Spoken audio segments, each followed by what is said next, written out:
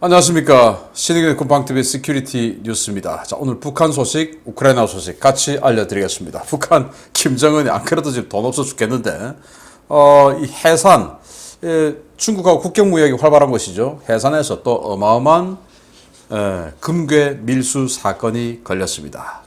불과 한 2년 전에 58kg의 금괴를 밀수하다 걸렸던 곳이 바로 이곳인데, 근데 또 걸렸습니다. 그만큼 지금 이 뭔가가 만연해 있다는 건데, 근데 어마어마한 기관들이 동원이 되어서 이 밀수에 참여를 했는데, 과연 어느 선까지 여기에 연루가 있을지 기대가 됩니다. 그리고 나토 정상회의 끝났죠. 이 나토 정상회의에서 50여 개 국가가 우크라이나에 어마어마한 무기를 지원해 주겠을 약속했습니다. 그래서 곧 아마 우크라이나에 굉장히 많은 무기가 들어갈 텐데, 어떤 무기가 들어가는지 제가 자세히 알려드리도록 하겠습니다. 자, 신의균 국방TV 구독, 알림, 좋아요 눌러주십시오. 김정은이 또 털렸습니다. 지난 2020년 사상 최대 규모의 금괴 밀 반출 사건이 발생해서 당국을 발칵 뒤집어 놓았던 양강도 해산시에서 또 대규모 금괴 밀 반출 사건이 벌어져 대대적인 조사가 이루어지고 있다는 소식입니다. 북한 보위당국이 양강도 해산에서 이른바 돈주로 불리는 부자들을 연이어 체포하고 있으며, 이들은 고강도 국경 봉쇄 상황에서 다량의 금괴를 중국으로 빼돌린 혐의를 받고 있다고 북한 전문 매체 데일리 NK가 7월 1일 보도했습니다. 매체의 양강도 소식통에 따르면 사건의 발단은 지난 6월 중순 해산시에서 40대 여성 돈주 한 명이 도 보위국에 체포되면서 일어났습니다. 과거 귀금속 밀수를 주로 해오던 이 여성은 국경 봉쇄로 밀수길이 막히자 송금 브로커로 변신해 한국과 중국의 탈북민들이 북한 내 가족들에게 돈을 보내줄 때 중간에서 수수료를 챙기는 일을 해왔는데요. 보위당국은 송금 브로커 행위를 조사하던 중에 놀라운 것을 발견했습니다.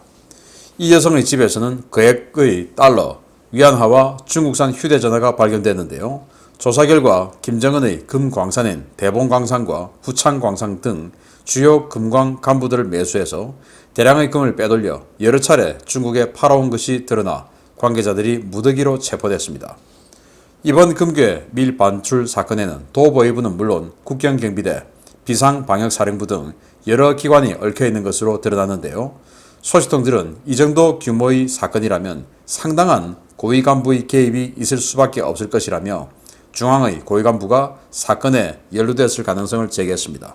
해산에서의 금괴 밀 반출 사건은 지난 2020년 7월 초에도 발생해 김정은을 격노하게 한 바 있었는데요. 당시 밀 반출된 금괴는 무려 58kg, 당시 시세로 330만 달러가 넘는 규모여서 평양이 발칵 뒤집혀진 바 있습니다. 주민들은 김정은의 골드박스인 대봉광산과 후창광산, 국경경비대와 보위부, 비상방역사령부 등이 모두 연루되어 있다면 이들 기관들을 모두 움직일 수 있는 최고위급 인사가 이번 사건에 직접적으로 개입했을 가능성이 크다며 사건이 미칠 파장에 대해 수군거리고 있습니다. 과연 이 간 큰 사건의 진짜 배후가 누구일지 정말 궁금해집니다. 2020년 7월에 있었던 그 금괴 밀수 사건에 중앙에 어마어마한 고위직들이 개입이 되어 있을 것이다 라고 예상했지만, 그냥 그 지역에 있는 보위부 간부들 뭐 이런 사람으로 그냥 꼬리를 잘라버렸어요.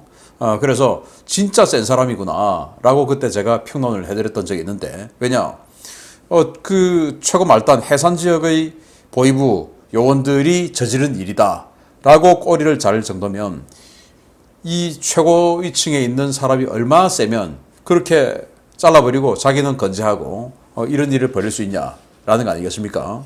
자, 그런데 그렇게 엄청난 폭풍이 지나간 그 금괴 밀 반출 사건이 또 벌어졌다. 2년 만에. 근데 보니까 후창광산, 대봉광산 이런 데서 자기네들이 이제 뭐 채굴을 하면 얼마나 채굴 했다라고 하는 이 상세한 기록 뭐 이런 걸 남기는 장부가 다 있지 않겠습니까? 거기에서 지속적으로 누락을 했다라는 겁니다. 누락해서 그걸 가지고 지금 이렇게 많은 조직이 달라붙어서 밀수를 하는 이런 상황이라고 하는데, 그러면은 후창광산, 대봉광산 또 여기에서 모집책, 그래서 또 판매책, 그리고 이 모집과 판매를 할 수 있도록 다 눈 감아주고 봐주는 보위부, 그리고 국경경비대, 그리고 지금 또 이 코로나 방역 상태니까 코로나 방역 사령부 이런 기관까지 다 개입이 될 정도면 얼마나 센 놈이 여기 있었겠냐. 자, 이런 건데 이번에는 또 어떤 꼬리를 자를지, 김정은이 얼마나 스트레스를 받을지 기대가 됩니다. 자, 이런 상황에서 이제 우크라이나 전황 알려드리겠는데 러시아가 정말 궁색하기도 한데요. 아무튼 아주 잘된 일, 제가 오늘 아침 시큐리티 뉴스에도 보도해드렸지만 자세하게 더 말씀드리겠습니다. 러시아군이 흑해의 전략 요충지 지미니 섬을 포기하면서 우크라이나와 나토의 흑해 해상교통로 복구 준비가 본격화되고 있다는 소식입니다. 우크라이나의 지미니 섬 탈환으로 이제 흑해 재해권과 제공권이 우크라이나 쪽으로 넘어가게 되었습니다. 우크라이나군의 하이마스 포격으로 연일 고통받던 흑해 지미니 섬의 러시아군이 현지 시각 6월 30일 두 척의 고속정을 타고 도주했다고 발레리 잘루즈니 우크라이나군 총사령관이 현지 시각 6월 30일 밝혔습니다. 러시아군의 이 같은 철수는 6월 30일 아침 우크라이나군의 정밀 포격을 맞은 직후에 이루어졌는데요. 러시아는 섬에 배치됐다가 파괴된 주요 방공 장비와 레이더 등을 유기하고 병력만 급하게 빠져나오는 문자 그대로 다급한 도주 장면을 연출했습니다. 러시아는 이런 도주 직후에 국방부 대변인 성명을 내고 지미니 섬 철수는 러시아가 보여준 인도주의적인 호의다 라고 주장했습니다. 이번 철수가 유엔 공동 합의 이행을 위한 것으로 우크라이나의 곡물 수출을 위한 인도주의적인 통로를 열어주기 위한 목적에서 이루어졌다라는 황당한 주장을 내놓은 것입니다. 그러나 러시아 정부의 이 같은 궁색한 변명을 믿는 사람은 거의 없는 것 같습니다. 지미니 섬은 우크라이나 남부로 향하는 해상교통로를 통제할 수 있는 위치에 있기는 하지만 러시아는 이 섬에 우크라이나 해상 봉쇄를 위한 대수상 레이더나 대함 미사일 등의 자산을 배치한 일이 없기 때문입니다. 특히 러시아는 지난 5월 우크라이나 남부 해안에 서방제 대함 미사일을 다량 배치하면서 흑해 서부 해역에 수상함을 보내지 못해왔고 현재 흑해 서부 해역의 해상 교통로를 위협하는 것은 러시아가 부설한 기뢰들이어서 인도주의적인 통로 개방을 위해 지미니 섬에서 철수했다는 러시아의 변명은 궁색하기 이를 데 없습니다. 우크라이나는 루마니아, 터키 등 나토 국가들과 협력해 흑해 서부 해역의 유실 기뢰 제거 작전을 준비하고 있는데요. 부디 소해 작전이 빨리 마무리되어서 곡물 수출이 한시바삐 정상화되기를 기대해 보겠습니다. 오늘 아침에 개략적으로 말씀을 드렸지만 그 이후에 이제 지금 자세한 내용들이 다 나오고 있어요. 우크라이나군 총사령관이 밝힌 내용은 두 척의 고속정을 타고 병력만 도망갔다라는 겁니다. 정말 고소하기 이를 데가 없는데요. 자, 이렇게 120일 동안 탈환하려고 했는데 못 탈환했던 이 지미니 섬을 하이마스 단 2대로 그 하이마스 단 2대의 단 2번의 포격으로 이렇게 러시아군이 도저히 견디지 못하고 섬을 버리고 도망을 갈 정도로 무기체계가 어떤 무기체계가 나에게 있냐, 이게 정말 전쟁의 승패에서 굉장히 중요한 것 같습니다. 그래서 하이마스 딱 2번의 포격으로 러시아군을 쫓아냈는데, 자, 이렇게 되면 이 지미니 섬을 통제를 하면서 이렇게 되는 겁니다. 자, 여기가 지미니 섬이에요. 여기까지가 우크라이나죠. 여기서부터 루마니아죠. 그래서 보스포러스 해협으로 들어온 무역선들이 이렇게 루마니아 해안선을 따라서 우크라이나 오데사항으로 들어가는 겁니다. 이 지미니 섬과 루마니아, 우크라이나 이 사이의 해협을 통해서 들어가는 거예요. 그러니까 이 지미니 섬을 러시아가 통제하고 있을 때는 이 무역선들이 다닐 수가 없는 겁니다. 상선들이. 그런데 이제 우크라이나가 다시 탈환하게 되었고, 우크라이나가 아마도 여기에 하푼 지대함 미사일 시스템을 배치를 할 겁니다. 그런데 러시아가 여기다가 지대지 미사일 쏠 수 있죠. 그러니까 제가 오늘 아침에 보여드렸듯이 이 지하시설들 많이 있는 그런 상황들을 우리 봤습니다. 아마 지하시설에 집어넣고 유사시에 꺼내서 대한미사일 쏘는 이런 방식으로 배치를 하겠죠. 그러면은 하푼의 사거리가 278km니까 러시아의 흑해함대 사령부가 있는 세바스토폴까지가 이제 타격권에 들어오는 거예요. 러시아 큰일 났습니다. 그러면서 이제는 이 무역 이 상선들이 오데사항으로 지금 출입을 할 수 있게 되는데, 자, 이게 무슨 의미냐? 유엔에서 아니 이거 좀 그 해상 봉쇄하지 마라. 왜? 세계가 지금 식량 값이 지금 오르고 있지 않느냐? 우크라이나의 이 식량을 수출입을 해야 되는데 그걸 못 하고 있지 않느냐, 너희들 때문에. 라고 한 걸 러시아는 우리가 말이야 그 하이마스 포격 때문에 도망간 게 아니고 유엔 공고에 따라서 이 식량, 전 세계 식량 가격 안정을 위해서 우리는 희생해 준 거야 라고 이야기를 했는데 웃기는 소리죠. 자, 그래서 문제는 여기에 러시아든 우크라이나든 이 오데사를 봉쇄하고 또 오데사를 방어하기 위해서 기뢰를 뿌렸어요. 이 기뢰가 해류를 따라서 이렇게 이제 움직이고 있죠. 빨리 터키와 협상을 잘해서 터키가 보스포러스 해협을 열어줘야 이탈리아나 영국의 소해함들이 들어가서 소해작전을 할 거 아니겠습니까? 그러니까 터키도 같이 해서 이 지역의 기뢰를 빨리 제거해서 이 국제 식량 가격 안정에 기여해 주길 바라고, 이 지미니 섬의 탈환으로 인해서 국제 식량 가격이 지금처럼 뭐 가파르게 계속 오를 것 같지는 않다. 이제 조금 어느 정도 조금 상승폭이 둔화되겠다. 그렇다고 꺾이지는 건 아닙니다. 둔화되겠다라는 생각을 해보는 기쁜 소식 알려드렸고, 더 희망적인 소식입니다. 이번 나토 정상회의를 통해 미국과 서방 우방국들이 우크라이나에 대한 엄청난 규모의 무기 지원 계획을 발표했습니다. 이 정도 규모라면 현재 돈바스 전황을 완전히 바꾸는 것은 물론 우크라이나 영토에서 러시아군을 완전히 밀어내기에 충분할 것으로 보입니다.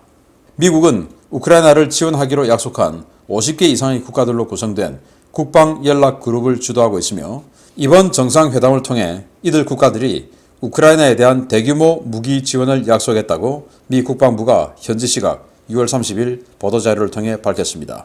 미 국방부는 50여 개 국가들이 has pledged, 즉 약속했다는 표현을 사용하며 앞으로 우크라이나에 넘어갈 대규모 무기들의 구체적인 품목을 밝혔습니다.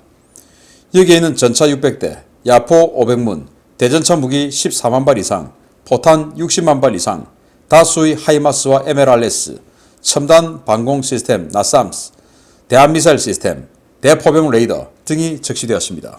여기서 전차 600대는 현재 동유럽 국가들이 보유한 거의 모든 T-72 계열 전차를 몰아주는 것은 물론 서방제 전차를 직접 지원할 수도 있다는 것을 의미하는 것인데요.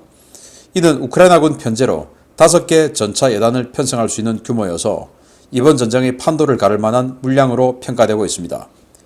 야포 500문에 대해서도 다양한 관측이 나오고 있습니다. 유럽 국가들 대부분이 충분한 수량의 야포를 보유하고 있지 않기 때문에 이 물량 상당수는 미국과 동유럽에서 나올 것으로 예상되는데요. 동유럽이 보유한 122mm와 152mm 규격의 야포 거의 모든 물량과 미국의 치장물자 가운데 M198 견인포, M109 자주포 등이 대거 지원될 것으로 예상됩니다. 특히 하이마스는 이미 우크라이나 전 전선에서 러시아군이 가장 두려워하는 무기체계로 자리 잡고 있는 상황이어서 추가 지원이 성사될 경우 주요 전선에서 러시아군의 화력 우위를 무너뜨릴 수 있는 핵심 무기체계로 활약할 것이라는 기대도 커지고 있습니다. 우리가 주목해야 할 것은 이번 무기 공여 예고에 따라 동유럽 지역에서 당초 예상했던 것보다 더 빠른 일정과 더 커진 규모로 무기 교체 사업이 시작될 것이라는 점인데요. 당분간 이 지역의 외교 역량 집중이 필요할 것으로 판단됩니다. 이 사진은 슬로베니아의 T-72로 보이는데요. 이런 초창기형 T-72가 동유럽 국가들이 많이 있죠. 과거 바르샤바 조약기구 공산국가였던 국가들. 그들이 가지고 있는 거의 대부분의 전차, 그리고 뭐 프랑스의 AMS-30이라든지 이런 2세대 전차도 우리도 줄게라고 하는데 사실 그 방어력도 약하고 좀 허접한 전차인데, 아무튼 이렇게 해서 전차 600대 주겠다. 약속한 물량이 그렇다 이겁니다. 자, 600대 같으면은 우크라이나 군부대 편제상 한 개 전차 예단, 기갑 예단의 물량이 되죠. 한 100대 정도가. 그러니까 6개 기갑 예단을 꾸릴 수 있는 그런 능력이 됩니다. 그리고 야포 500문. 야포 지금 이 우크라이나가 화력에서 지금 딸리고 있는데 야포 500문. 그러니까 이 동유럽 국가들이 가지고 있던 152mm, 122mm 이 야포들 다 준다 이겁니다. 상당수를 준다 이겁니다. 이제 이런 것들의 장점이 위력은 좀 약하지만 우크라이나군이 따로 교육을 추가로 안 받아도 되는, 왜? 자기들도 다 사용했으니까 이미 알고 있는 무기체계니까 그냥 갖다 주면 바로 쓸 수 있는 이제 이런 것이고, 서방에서 갖다 준 것들은 운용 교육해야 되고 정비 교육해야 되고 이 전력화하고 실전 배치하는데 오래 걸리죠. 그런 단점은 있지만 장점은 세다라는 것이죠. 그리고 정확하다라는 것이죠. 그래서 이미 이 하이마스 4대 그 하이마스 내대로 보여주고 있는 이 능력 정말 엄청나죠. 그래서 이 하이마스, MLRS, 그리고 PZH-2000, 그리고 크랩 이런 서방제 자주포들과 야포들, 그리고 로켓탄 이런 것들이 대량 들어가게 되어서 이제는 상당히 화력 열세에 있는데 우크라이나군이 그것을 뒤집을 날이 멀지 않았다. 물론 이 전쟁이 하루 이틀 만에 끝날 것이 아니기 때문에 가을쯤 되면 이제 우크라이나가 오히려 화력 우위에 들어가지 않을까라는 생각이 들고, 그리고 여전히 아직도 이 지역에서 대전차 무기, 휴대용 대전차 로켓, 휴대용 대전차 미사일 이런 것들의 효과는 계속 이어지고 있지 않습니까? 계속 러시아가 구형이든 신형이든 간에 이 전차 장갑차를 가지고 오니까 그걸 깨려면은 휴대용 대전차 무기들이 있어야 되죠. 그거 14만 발. 그리고 지금 뭐 포탄이 계속 부족하다라고 이야기가 나오고 있는데 포탄 60만 발 이상. 근데 이건 좀 부족해요. 제 생각에는 이 60만 발 줘봐야 이거 뭐 시원하게 정말 능력껏 쏜다면 한 열흘이면 다 쏘지 않을까라고 생각이 되는데 60만 발이 아니라 300만 발은 갖다 줘야 러시아군을 쫓아내지 않을까라고 생각이 되고, 이 부분에 있어서는 미국이 좀 더 통 큰 결단을 내려주기를 기대합니다. 자, 그럼 여기에서 제가 또 계속 강조를 하는 것이 우리 뭐 현대 로템 K2 전차 만들죠. 그리고 한화 디펜스, 뭐 레드백 장갑차, K9 자주포 뭐 이런 것들 만드는데 이 동구권 출신의 공산권 출신의 현재 나토 국가들, 이런 국가들이 이렇게 대규모로 물량을 줘버리면 자기네들 지금 채워야 되죠. 그 채우는 것을 지금 뭐 프랑스나 독일이 자기네들이 치장물자로 가지고 있던 구형 전차들 또 구형 무기들 이걸 주겠다는 건데, 그 구형 30년 40년 넘은 그 구형을 받아서 최전선, 지금 어차피 동구권 출신의 국가들이 대러시아 전선에선 최전선 아닙니까? 이런 40년 된 무기들 받아서 최전선에 선다? 불안하죠. 그러니까 당연히 계속 무기를 바꿔 나갑니다. 그래서 이런 시장이 원래 예상보다 훨씬 더 빨리 오픈하게 됐다. 왜? 무기를 이만큼 600대, 뭐 전차 600대, 뭐 이런 식으로 하면 결국 그걸 채워 넣을 만큼의 시장이 다시 선다. 이 말이 되겠죠. 그래서 이번 나토 정상회의 할 때 대통령의 수행원 중에서 방사청장이 같이 따라갔습니다. 그래서 방사청장이 새로 임명된 지 며칠 안 됐는데 아무튼 정말 최선의 노력을 다해서 이 동구권 시장이 지금 크게 오픈하는데, 여기에서 우리 대한민국 무기, 어차피 여기 지금 독일제 무기가 판을 칠 가능성이 높아요. 인접판, 연접판 이런 곳에 있으니까. 그렇지만은 가격으로, 그리고 가격은 싸지만 독일제에 비해서 절대 뒤지지 않는 성능, 오히려 나은 성능을 강조해서 우리가 정말 유럽 시장을 석권하는 방산, K방산을 보여주기를 기대합니다. 할 수 있습니다. 마치겠습니다. 감사합니다.